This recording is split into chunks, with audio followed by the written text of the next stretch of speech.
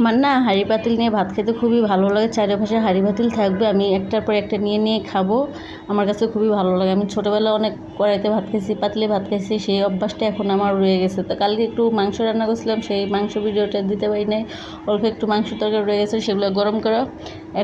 এখন ভাত খাবো, অনেক খিদা লাগছে, সেই জন্য তাড়াহুড়া করে খেতে বসে পড়ছি। তো আশা করি আজকে ভিডিওটা আপনাদের অনেক অনেক ভালো লাগবে। হ্যালো গাইস, কী অবস্থা? আশা করি সবাই ভালো আছেন, আমিও ভালো আছি। আজকে একটা নতুন ভিডিও নিয়ে চলে আসছি।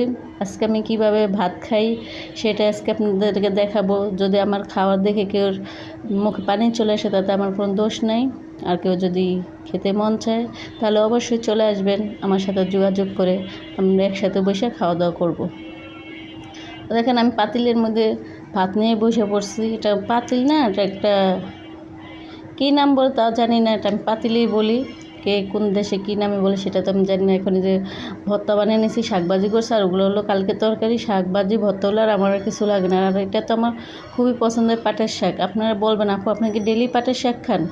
হ্যাঁ, আমি শাক খেতে খুবই পছন্দ করি, সেজন্য শাক খাওয়ার চেষ্টা করি। শাক খাইলে আমার পেটটা পরিষ্কার থাকে। আর আমি আরেকটা কথা বলতে চাই, আমি ভিডিও ভয়েস দেওয়ার সময় আমার মেন রাস্তার সাথে বাসা সবসময় গাড়ি ঘোড়া চলাচল করে, সেজন্য অনেক ধরনের শব্দ আসে।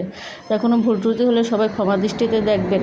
এই যে দেখেন, এখন এডিট করতেছি, ভয়েস দিতেছি, চলে গেছে কারেন্টটা। কালকেও তো একটা ভিডিওতে বলছি যে কারেন্ট চলে গেলে আমাদের এখানে অনেক কলকারখানা আছে, গার্মেন্টস আছে, জেনারেটর ছাড়া যায়, সেজন্য অনেক শব্দ আসে। সেজন্য আমি ভয়েস দেওয়ার সময় অনেক শব্দ শোনা যায়। তা আপনারা ভাববেন না যে আমি মস্তিতে থাকি সেজন্য এরকম শব্দ পাই। ঢাকা শহর যারা থাকে তারাই শুধু বুঝবে, যে অফিস আদালত যাদের বাসার পাশে আছে তারাই বুঝবে যে আসলে সমস্যাটা কোন জায়গায়। দেখেন আমি কিভাবে খাইতেছি, মাংস দিয়া, ভর্তা দিয়া, মাছ বোনা দিয়া, শাক ভাজি দিয়া খেতে খুবই ভালো লাগতেছে। তো এখন ফাইনালি একবার খাওয়া শেষ হয়ে গেছে। এখন তো ভাবতেছে আর উপরে ভাত নেব, পেট ভরে গেছে। তারপরে মানে কথায় আছে না, চোখে খিদা, পেটে খিদা, চোখে খিদা, পেটে ভরে। কথা মানে কীভাবে বলবো বুঝতে পারতেছি না। তারপরে বললাম, অনেকের আছে না যে পেট ভরা থাকে তারপরে চোখে খিদা থাকে। তো আমার অবস্থা হলো সেটা, আমি মানে পেট ভরে গেছে, ভর্তা পাইয়া শাকভাজি পাইয়া ভাবতেছি যে আরও করে খাই। পরে ভাত খেতে খেতে অনেক বেশি হয়ে গেছে, পরে আমার খুবই অবস্থা খারাপ হয়ে গেছে। আমি আর লড়তে চড়তে পারি নাই। মানে সারা রাত অনেক খারাপ লাগছে, বেশি খাওয়া দাওয়া হলে কেমন একটা অস্থির লাগে। তা আজকে আমার খাওয়ার ভিডিওটা কীরকম লাগতেছে অবশ্যই বলবেন আমাকে।